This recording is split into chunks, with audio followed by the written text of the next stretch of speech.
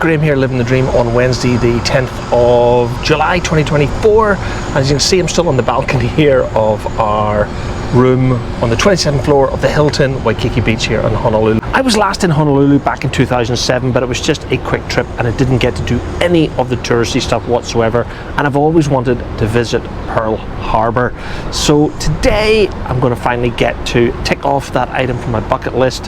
About a month ago, Fiona and I booked a half-day adventure tour of Pearl Harbor and a number of the attractions. So if you decide to continue to watch this episode, you're joining Fiona and I on a tour of Pearl Harbor here in Hawaii.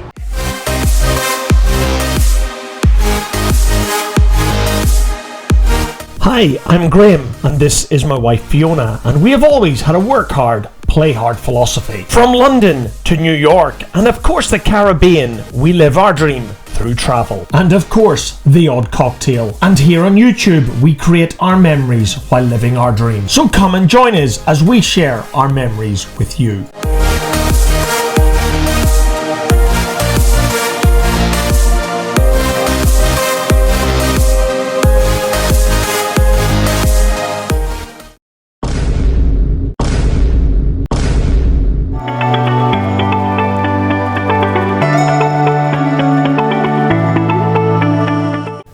Bottom of the screen now, I've put the web link for the company that Fiona and I used for our tour of Pearl Harbor. There are of course many tours available, but this one came highly recommended, and the specific package we booked was called the Remember Pearl Harbor Tour from Waikiki, and it cost $129 each at the time Fiona and I booked it. The pickup time was 7:30 a.m, so pretty early, and that's why Fiona and I were up at the crack of dawn to walk the 5 minutes to the Twin Fin Hotel, where the tour bus was due to pick us up.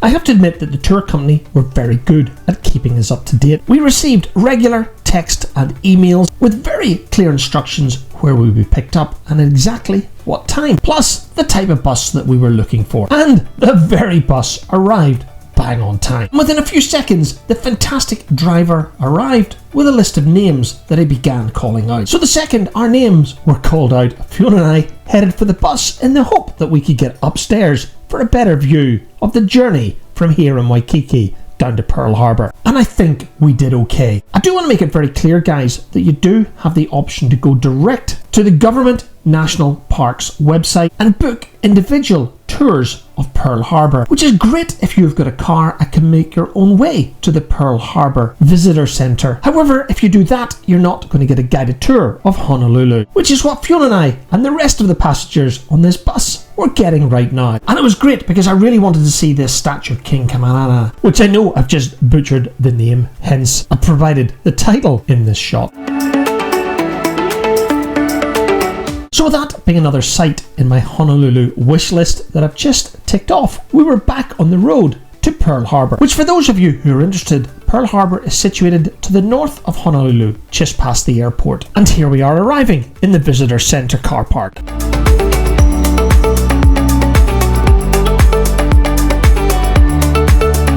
Right, it was time to get off the bus and get our pickup instructions.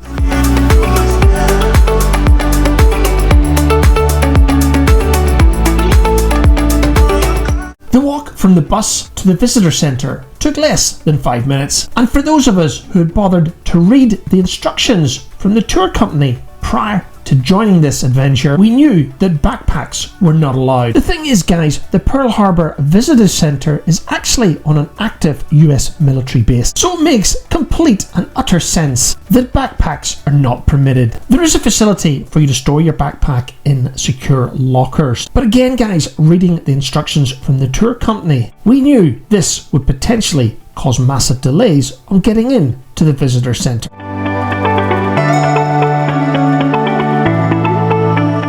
There is of course an on-site store here at the Pearl Harbor's Visitor Centre where Fiona bought water ahead of our day.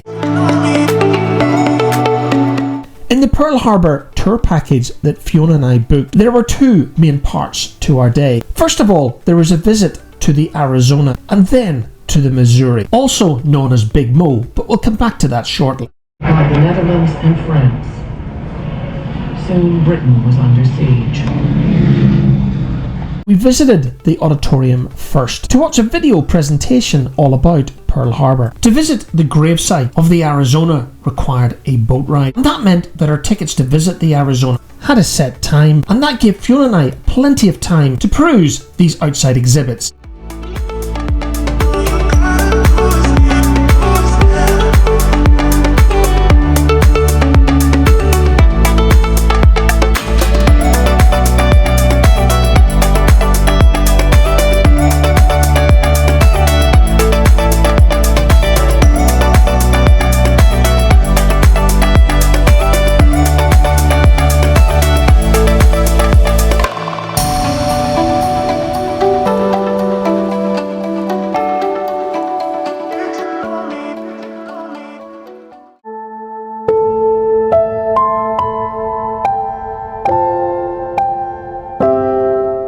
As our allotted time on our ticket to visit the Arizona get closer, Fiona and I headed to the line to take our turn to join this first part of our Pearl Harbor experience.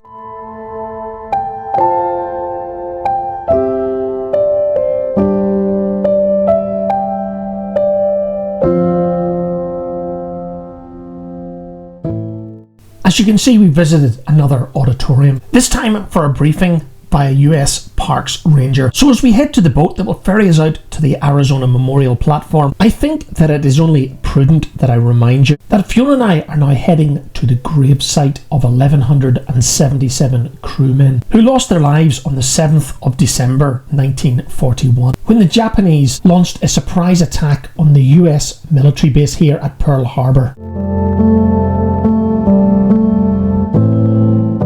And in the distance you can see the mighty Mo, the USS Missouri, which we'll be visiting a little later on in this episode. But for now we're approaching the USS Arizona Memorial Platform, which was designed by Honolulu architect Alfred Priest and is visited annually by over 2 million people since it was built in 1962, and it's designed to accommodate 200 visitors at once.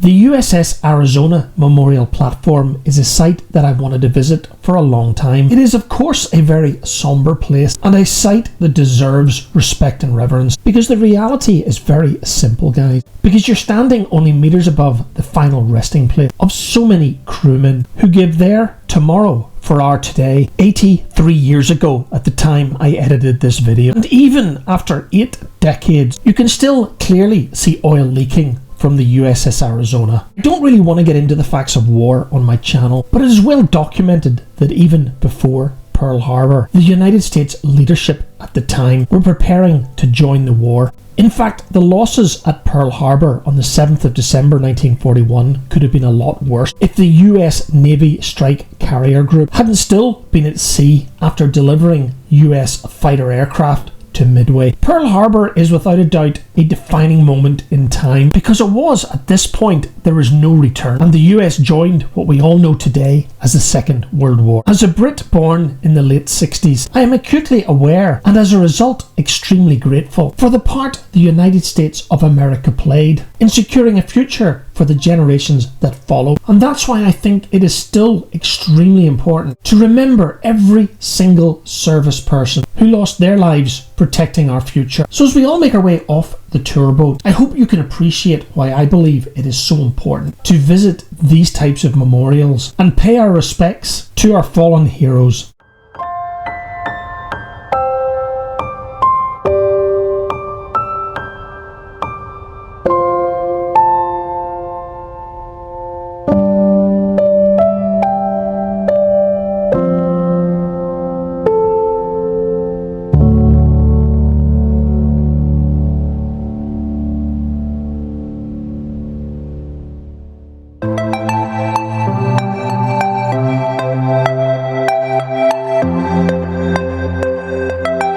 The second part of our Pearl Harbor experience today was to visit the USS Missouri, a affectionately known as the Mighty Mo. However, the battleship is situated on an active part of the military base here at Pearl Harbor, and to get to the Missouri you're required to take a bus ride, where photography and video is rightly prohibited. So you join Fiona and I as we have just stepped off the bus, heading in the direction of the mighty Missouri.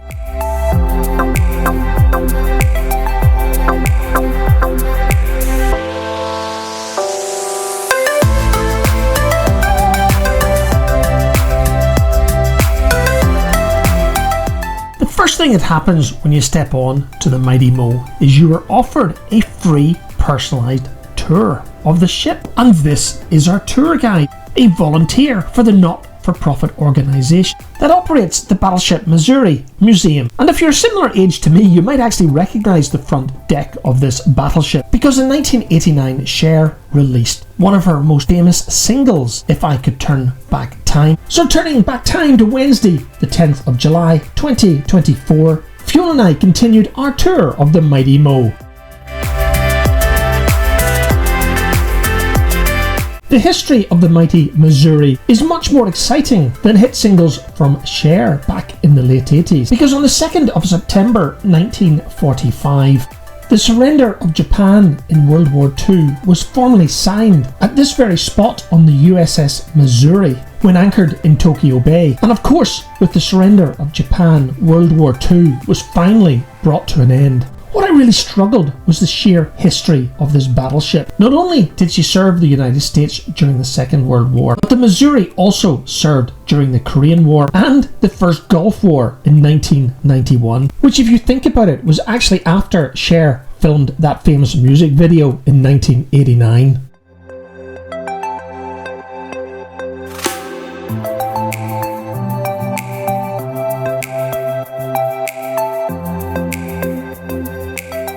It was at this point that we were being told the story of the Japanese kamikaze aircraft that struck the US Missouri on the 11th of April 1945. While the pilot lost his life, the bombs on board the aircraft didn't explode, and the Mighty Mo lived to see another day.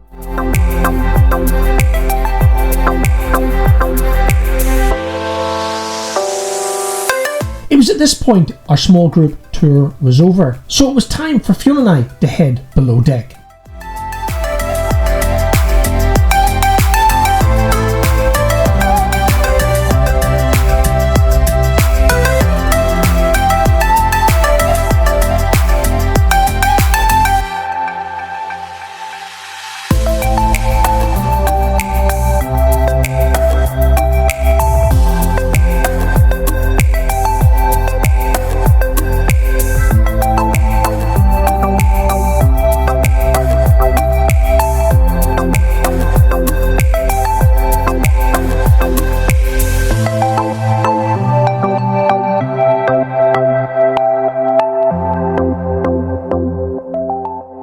And with the Arizona being an American ship, of course it had a bar.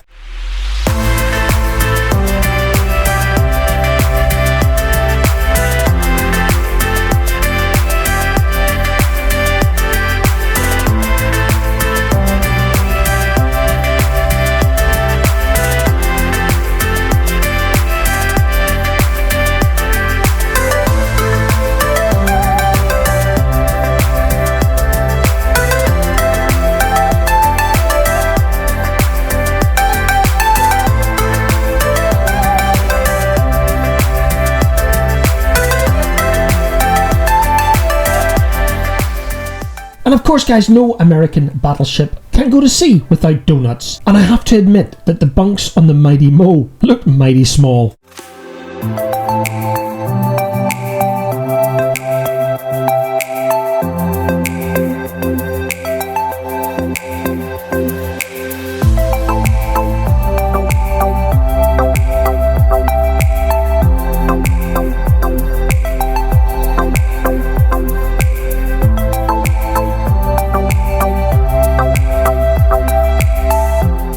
And I think that it is fair to say that the sailors on the Mighty Mo had very little privacy, but they did have access to a dentist. Ouch.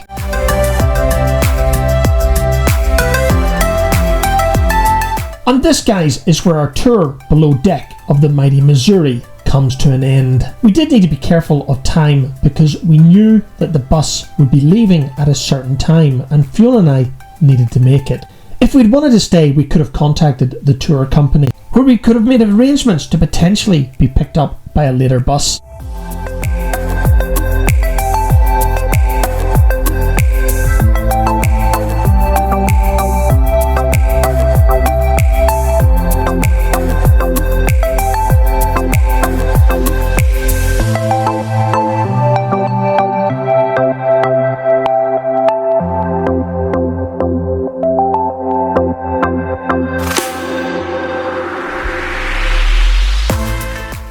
Battleship Missouri is without a doubt an incredibly interesting museum to visit, and it's no wonder that Pearl Harbor is number one on the list of pretty well every tourist that visits the island. And it's incredibly well run by both the US Park Service and the volunteers we met on the Mighty Mo Museum. And right now, Fiona and I are heading in the direction of the bus that will take us back to the Pearl Harbor Visitor Centre. And yes, guys, all filming must stop.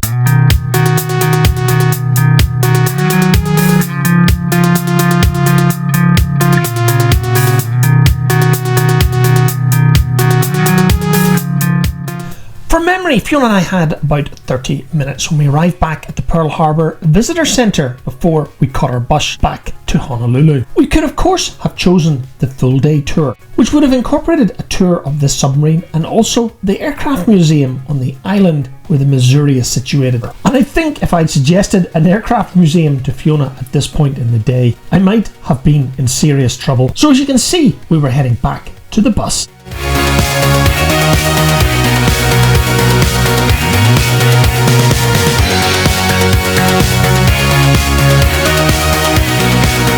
Our fantastic bus driver and tour guide checked our names off the list before we made our way back to the bus, where Fiona and I managed to snag a prime location upstairs right at the front. And our journey back to Honolulu would take approximately 20 minutes. So sit back and enjoy the ride.